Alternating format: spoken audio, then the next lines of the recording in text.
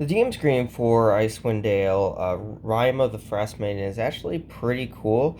It's got this giant ghost, frost giant. It's got some sort of skull, and it's also got, I believe, the Frost Maiden herself, as well as what looks like some deer or stags with some golden horns or shining horns. Kind of crazy, kind of cool with that.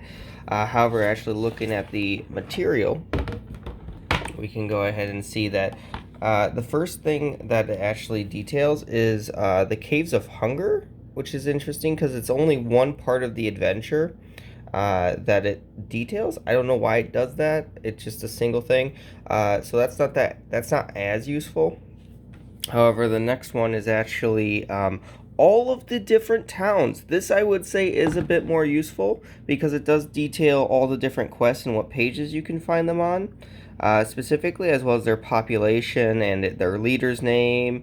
I would have liked it if they would have put a little bit more like important people. That would be pretty nice too. Maybe. And they also have three kobolds in the coat. I do find that, pretty cute, pretty hilarious. And then they have the different actual tales from the different 10 towns. And I'm not obviously going to go through that because that's an entire like page of text. They do have, this is pretty useful though. They have the overland travel as well as the mountain travel. Otherwise, you have to go and look through and find the rules for them. And then you also have thin ice rules, which is pretty nice. And then the slippery ice, which I don't know if you're going to entirely find those two all the time unless they're going across the lakes a lot.